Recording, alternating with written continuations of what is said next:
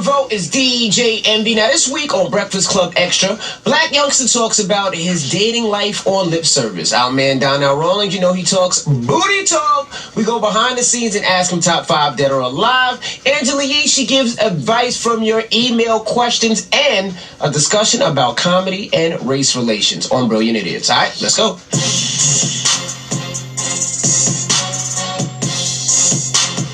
People love you. We love having you around. Yeah. You know, you're genuinely a nice person. I love being around, yeah. I was like anxious to get her. So what we want to do is know more about you as a dater. Okay. Like, what kind of person is Black Youngster when he is courting a young woman or dating someone? So, some questions we have. So, what have your dating experiences been like so far? What's it like to date Black Youngster? To date me? Yes. You have to get you have to come put up on me. when you put up on me, you have to leave. Whatever we do, you have to leave before I go. So before I go to sleep, you gotta go. Unless you pass out, and then we... Nah, you can't. If you pass out, I'm gonna politely wake you up. What if you pass out? I'm not gonna pass out. So nobody never you to sleep? Nah. Hey, it happened though, but the thing what I'm saying is... You sleep, but before I go to sleep, I'm gonna tell you, hey, you know what I'm saying? When I fall asleep. I go on roll. But from the front, you know, from the front, I got you, baby. Like, you mine forever. Aww. Like, I'm gonna do whatever for you to help you. Like, you know what I'm saying? Like, from the front, it's whatever. Well, that's nice. All right, now, do you like women who are on top of you all the time, like harassing you? Where you at? What you doing? Who that calling you? Yeah. Or do you like women that give you your space and pretty much let you do whatever? Because men say they want their space, but do you really want to push over? I ain't gonna need to be honest. I'm with the nice. You know what I'm saying? I'm gonna be honest. I'm from the hood, so I always been like the baddest dude in the hood. Like I always been hot bad, but I always get the good girl. Like you probably like, man, why is he? Man, he gonna destroy her. Like I always run across those. Like you know what I'm saying? This situation. So based on what I'm saying, the type of woman I like, laid back, calm, chill. But I want a little arg in her and her. Mm-hmm. Don't be too nice. You gotta tell me. I want to hear a nip. Don't work. Like nip or something. You know what I'm saying? Why do you feel like that though? Do you feel like if she's too calm and just let you do whatever that? Yeah, something ain't right? Yeah. Or she don't want to lose you and she not trying to cause no problems. Yeah, for sure. There's some women don't like, they ain't without an argument. But me, it don't even matter because if you dealing with a woman that really love you, man, she gonna argue with you about something anyway because dudes always up some type of way. We do something. Even if it's just like a, man, you know what I'm saying? Like a quick, just a look or, you know what I'm saying? Mm-hmm. I'm pretty sure you probably don't even argue. You probably just get a look like, then come home. I saw you. I think guys, for me, guys be more upset when you don't argue. I like really nervous. I like arguing. I ain't gonna stump. I'm wild. I love that wild wish. Man, I don't need. Then you gotta argue me, throw a shoe at me. Like do something. Make me be like, man, you be crazy. That's how you know she loves you. Right? Like, see? Man, hit me in my sleep or something like. Just Make me in my sleep. That's how you know you got it. And then after you do it, cry to me like because I love you so much. No, somebody. You heard me. Like do something like that. A guy told me that before. He was like, if you never got in a fight, if you never got in a physical fight, like or tried to fight the person that you're dating, then you never been in love. That's what he told me. That's like dysfunction. He was like, you never tried to like attack nobody, and I was like, no. He's like, you never been in love. Hell no. And you also lied to him. But you can't. That's what he told me. He was like, you never. No, I'm saying you definitely have attacked people. I ain't with the hidden women. At that time, I had never. I can't. But I attacked him. That's cool. You want me to show you love? Yeah, I did. That is what happened, though. Man. That is. All right, now what about when you guys are having issues? Are you the type of person that likes to talk things out and discuss it, or are you just leave me alone, let's just keep it moving and act like nothing happened? I ain't gonna get stunned. I always bust out laughing trying to be serious. But like on time, like if something go wrong, baby, I'll be serious. Like, man, woo, you know what I'm saying? Man, smirk just always come up like, man, look. That pissed me off. It be like, you know what I'm saying? Like, did you fuck another girl and then you start laughing? But it's like, it be funny. That's how he trying to get stabbed. That's how he get shoes thrown at him. I'm saying, I'm saying like, now then, I want somebody cool, calm, but I want, now then, I want to, you know. Turn up. Yeah. Man, slide my food so hard to where it fall off the table. I know you heard me. Oh my God. She was like, just do something. If I did some dog food off the table. Yeah, I did some dog too. I did that. She at the other end of the table and and then just off the table. No, that's ain't cool. I did that to somebody before. I threw a whole cake away. Oh, she threw a cake of birthday cake. She threw it away? No, yeah, she threw it. She evil. Yeah. Oh man. I don't like cake. Mad. Yeah, look, I got my boyfriend a cake for his birthday. I had it like specially made and all this stuff. And then he was like, oh, I don't like cake. I threw the whole thing. She was like, what? Yeah, I was mad. You just petty. That was I took a picture of it first, hell. though. Oh, she too petty. She took a picture of it and threw it in the trash. But that's gangster though. Like, it's not right. I want gangster. Nah, but he whacked for doing that though. He should be like, thank you, boo. I want to buy you for a whole year. Like you have to because I'm thinking about it's his birthday cake. Yes. Oh yeah, you have a problem. But you said you don't like cake. That's stupid. Period. It's your birthday. What do you get somebody? Birthday come with cake. And it was a specially made thing. All you had to do was say thank you. Cut a little slice. That's it. Yeah. I walked away. You could have threw it away. I wouldn't have known. He just told you I don't like cake. That's the dumbest shit ever. Yeah, it was. That's like if somebody give you a gift and you just like, I don't like Goliard. Yeah. I do like, that though. That's not nice. You say you don't like something? Man, I go to you cook a whole home cooked meal for me and I'd be like, I don't like that. I don't eat that. That's not nice. That's not nice. Well, if you don't eat somebody cooking for you, they should know what you eat already. For sure. So but you got some people want to try something new. I'm trying my new. You get a dick at night, she happy. You know what I'm saying? You get it pronto. You know what I'm saying? She wake up with the. You know what I'm saying? You know, and she go try to whip something up and. I don't like it. All right, so how would you feel if you went mad hard to try to surprise your girl or whatever with a gift? Say it's a car or something smaller, a bag or something like that. But you went hard, you went everywhere to get it, and you give it to her. You mad excited, and she's like, "Ugh, blue. I don't like blue." I've been in this situation before. You would just say, "Okay." I bought a car and what? Like what kind of car? And they say, "Yuck, I don't like it." Accept it, but they said, They say I spent almost like 80 grand. But it was just like it wasn't. I ain't like it was just like this. No, I would've. This ain't my cut. Like the car, and the reason I respect it because the car she liked it actually was cheaper. So it was just like I was like, cool. All right, perfect. Shoot to the back. I wanted a Prius. I would have been jumping up and down. She went into that golf cart.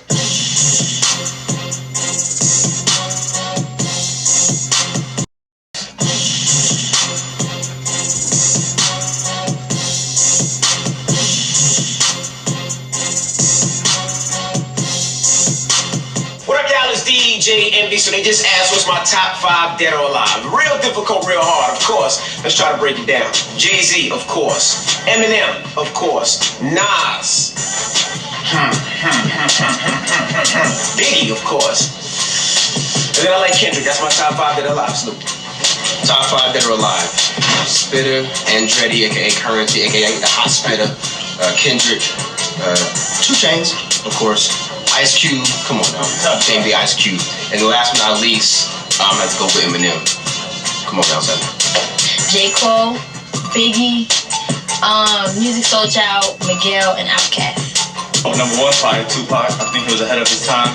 2, obviously Biggie. 3, Jay-Z, because he's my favorite rapper. 4, Dr. Dre, for what he brought to the game. And 5, J. Cole, because the stuff he says, I just feel like it's real relatable to everybody. And J. Cole's doing it right now. Michael Jackson, Prince, Rick James, Marvin Gaye, Luther Vandross. Kendrick, Eminem, Jay-Z, Nas, T.I. Top 5 dead or alive, no particular order, probably would be Dylan, and Dylan. They spit hot fire. There's no order either. Bruno Mars, Kendrick Lamar, J. Cole, Boyz II Men, Stevie Wonder. Like John P. Key, he's a gospel singer. I like T.D. Jakes, he brings a lot to me. Luke, pop that. I like Hov, and my last guy is that's the artist, Jesus. So Jesus, you in there? Luke, you in there with Jesus, man? My top 5. This is so hard, but I'm gonna do my best. Black Dot, who's incredible. Prince, because it's Prince. Who else? Janet Jackson.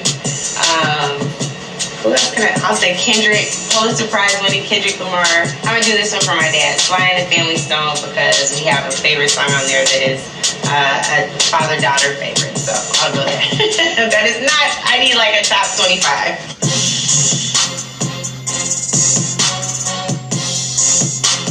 All right, I'm Angela Yee, and we are doing Breakfast Club Extra with Ask Yee. I have a question. I have a good friend who is really into a guy who she's so into that she neglects herself and her kids. It's getting to the point that it's draining, but for the sake of her kids and the hope that she'll wake up and get her life together, I don't want to bail out on her because I feel it would make me a bad friend. But it hurts, and it's draining to just sit and watch her actions. Advice? It's literally 2 a.m. in Alabama, and I am up thinking about this. Well, I can see how that could be really hurtful because you're a good friend for not leaving her in that time, because I know sometimes our friends get into a relationship and neglect everything else, and a lot of times that's their own insecurity, feeling like they have to hold on to this and go above and beyond because they don't want that man to leave them. Now, I don't know how long she's been doing this and dating this guy, and this has been going on, and hopefully it's something that's just the beginning stages of a relationship, and at some point she'll realize, okay, what am I doing? This is so stupid. But it's time for you to have a heart-to-heart with her, and I know that's hard to do too, because you don't want her to feel like she doesn't want to come to you. You don't want to feel like she thinks that you're a hater or any of those things. But if it's about her kids, any man that she's dating should want her to make sure that she takes care of her kids, because that's a reflection of who she is as a person. That should always come first. So you really need to make sure that you step up to the plate and let her know, listen, forget everything else, like your kids are feeling a certain way. And I don't know if you noticed this, but give her specific examples. You know, you missed this, you put him before your kids when it came to this. And if you're in a relationship that is a balance, the two of you are making each other better, then he should be with you, helping you do those things with your kids and making sure you look good and take care of yourself.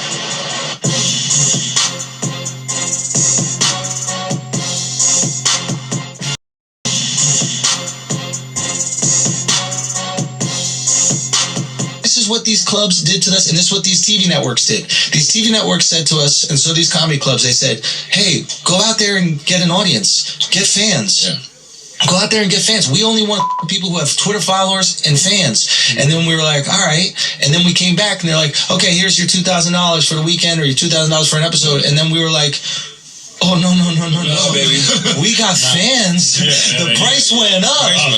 The currency is always in the people. That's it. All these networks want people. Very true. From HBO to Showtime to NBC, Fox, they want people. And they want people who can bring them people. Yeah. Because they don't have people. Ain't nobody just turning on Fox. Yeah. Fox needs content. We went through that with Comedy Central. The worst. We went through the worst.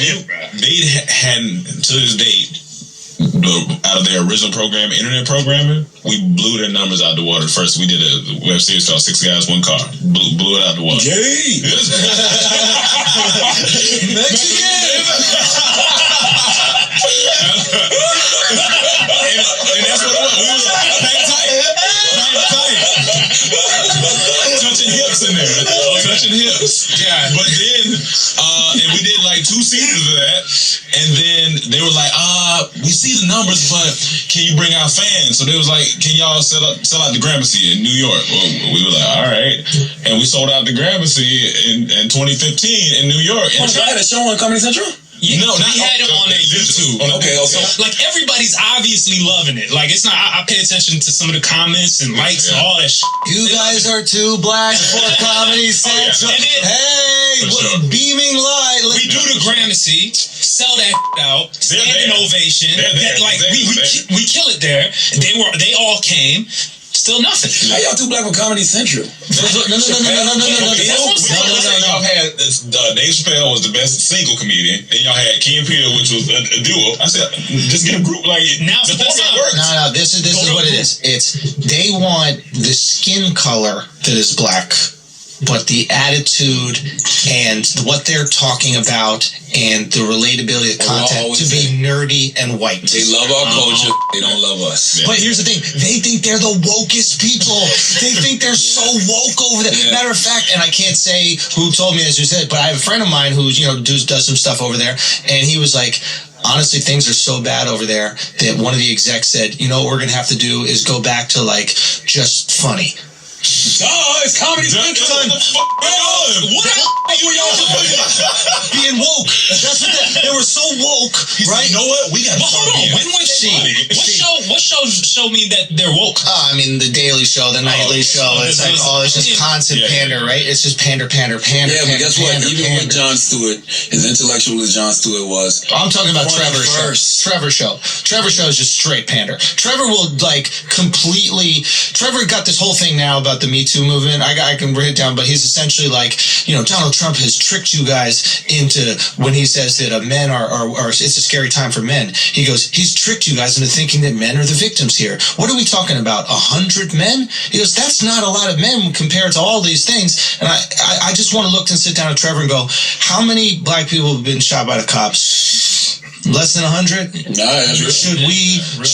Because when it's that, you are real hard about how many people 100 is. Yeah. And now when it's 100 potentially innocent men being caught up in this Me Too, now it's, Donald Trump is manipulating and tricking you. You do not have a backbone. You are pandering constantly, and that's why the show's flopping. Every show on there, that channel's flopping. This is a good time to segue into the conversation that Mike Epps had on the Breakfast Club, and the whole concept of gatekeepers. You know, I push back on that a little bit, and people are like, "Oh, you know, you're so biased towards Kev, you're so biased towards Tiff, whatever." I'm not pushing back on the concept of gatekeepers. I'm pushing back on the concept that I don't think there's any gates anymore.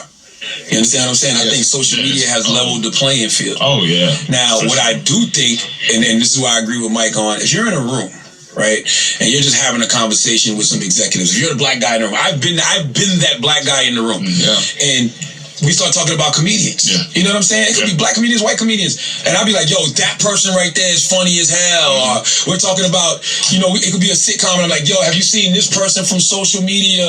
Those kind of conversations make people be like, oh, because you're dealing with a bunch of culturally clueless executives who don't know what the fuck's going on any way. So they're looking at you to be their connection to what's really popping in the culture. Now, if they bring a name up and I'll be like, nah, I don't fuck with them.